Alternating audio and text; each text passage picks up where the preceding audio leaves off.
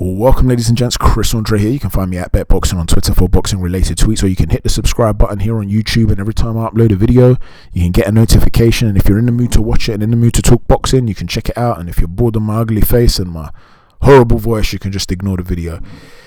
Let's talk Matt Korobov. You know, in life, firstly, there are a couple of movies I recommend for you guys to see before we start getting deep and talking about life. One of them is called The Butterfly Effect, and it's with Ashton Kutcher. And the other one is a bit of a chick flick, but I still recommend it. It's thought-provoking. It's called Sliding Doors with Gwyneth Paltrow. And basically, these two movies deal with the same concept. They deal with something called the butterfly effect, which is what the first film's named after. It's a theory in which every action has a reaction, and that changes the trajectory of history. So let me give you an example. It's the ripple effect. That's another word for it. So imagine I drop a pebble into a stream.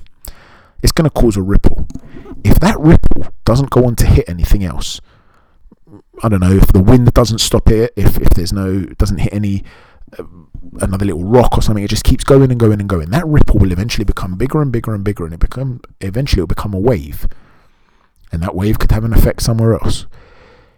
To put it in another way, imagine you leave the house tomorrow 5 minutes later than you would normally. That might mean that you avoid having a car accident that you otherwise would have had. Or God forbid, it might mean that you end up having a car accident that you wouldn't have had if you left on time. Or maybe it won't be anything as dramatic as that. Maybe you'll just be on the bus with someone and you'll nod at them, give them a smile, and they were in a really dark place. And that smile that you gave them made them feel a little bit better. And they were planning on harming themselves that day. And you don't know the impact you have on other people. And instead of harming themselves, they thought, you know what, there are good people out there. You know, I'm going to go and get myself some help. And without realizing, you saved a life. Maybe you bumped into someone and they missed a tube, they missed a train, and that changed the trajectory of their life. Every detail, every moment changes the course of history. That's what these movies are about.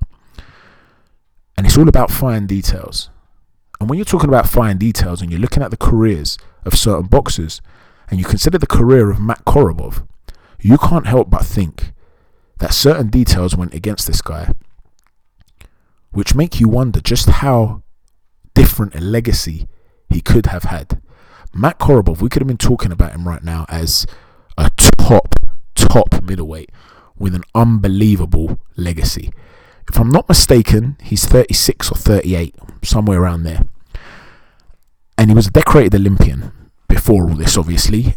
And his first, I guess you could say, huge fight, the big fight that really everyone was looking at, was Andy Lee. Now, a lot of people at that point have said, listen, Korobov's really highly rated, but he hasn't really fought anyone yet in the pro game, and so on and so forth. That's not true. Because before Andy Lee, he beat Jose Uzquita guy, who went on to have, time has told us how he was 22-0 at the time. So he was a good fighter then. But if you look at what he went on to do after that, he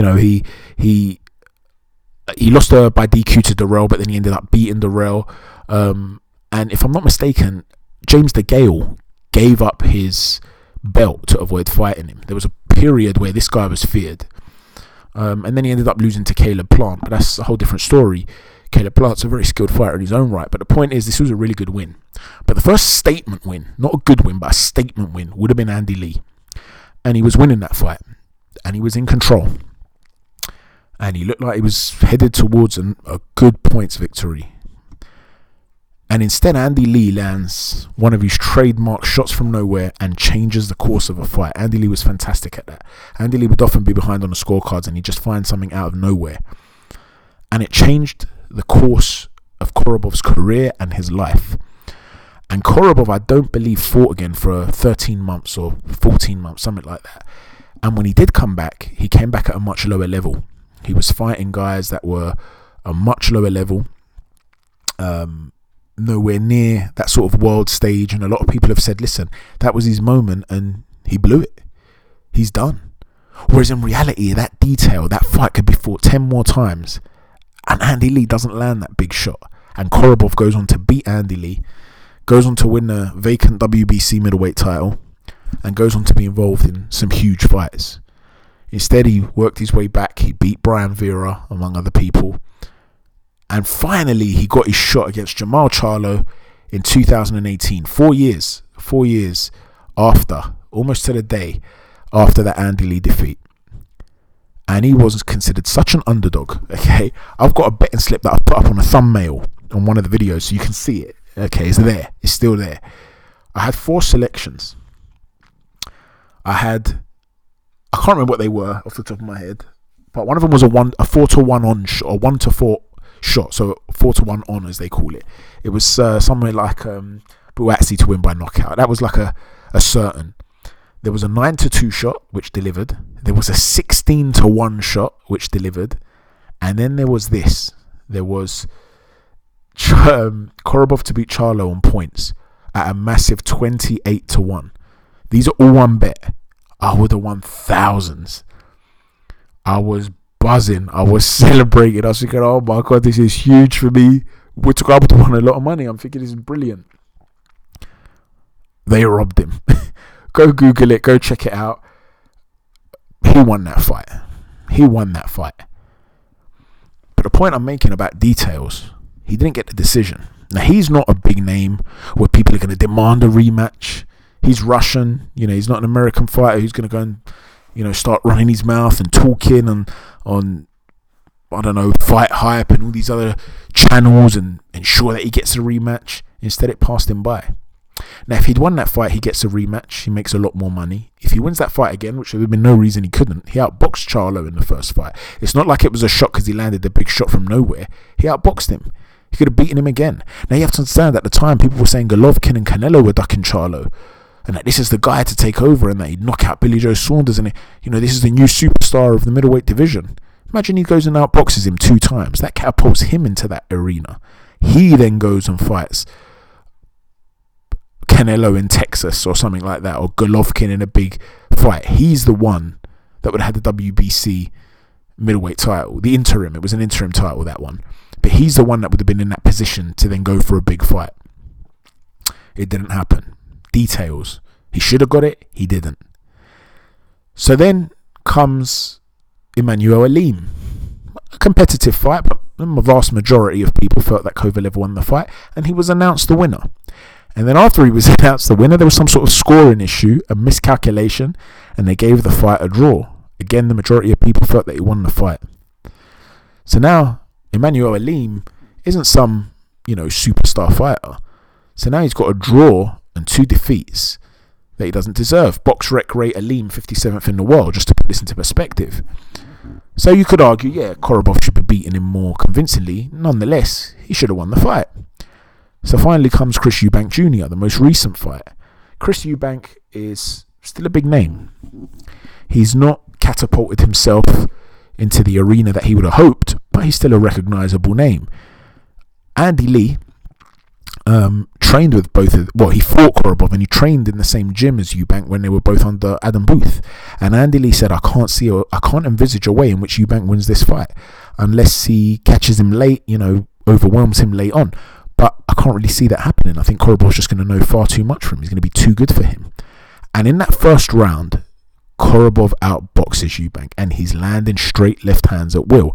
Now, perhaps it would have been a case of Eubank jumping on him late on, running red lights, doing what he was doing with George Groves, flying through shots to land his own, putting incessant pressure with his feet, leading with his face just to ensure that he starts to get inside and start to wear the old man down. The difference is when George Groves throws shots, and with De Gale too, they were both planting their feet. De Gale, that's his style, quite a wide stance.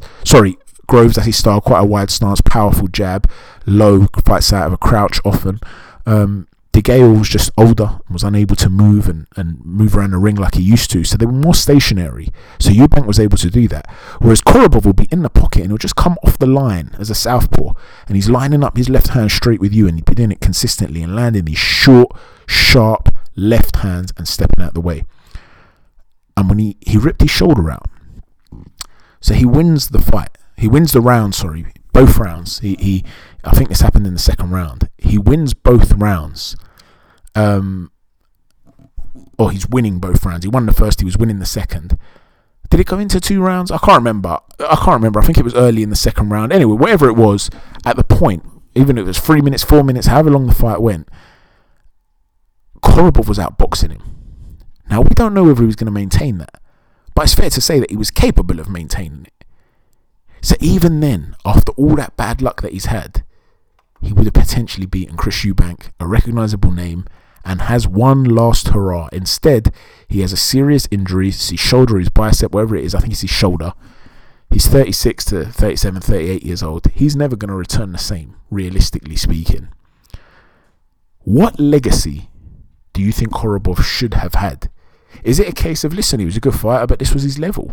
You know, he got caught by Andy Lee. Tough. It would have happened on any other occasion. You know, Charlo fight was competitive, but maybe you don't think Charlo's that good. The Aleem fight, maybe you're going to tell me, well, listen, if he's not beating a guy who's ranked 57th in the world with box rec, forget it. What's the point? Eubank Jr., yeah, is a recognisable name, but he's not that good. Or yeah, Eubank would have been a great win, but realistically speaking, just because he started well, it doesn't mean he's going to maintain it. That might be your view on all four fights, in which case you're going to tell me, listen, this legacy is genuinely what he deserves. Or is this decorated amateur, who was a wonderful amateur, top amateur, one of the best in the world, did he have the chance to share a ring with Golovkin, with Canelo, with Billy Joe Saunders, to have legacy fights? Is this a fighter we should have been speaking about 20, 30 years from now? Because realistically speaking, isn't this a typical sort of talented fighter that's just going to get brushed under the carpet, all because of moments in life? Let me know what you think, guys. Thank you for watching. God bless and chat to you soon.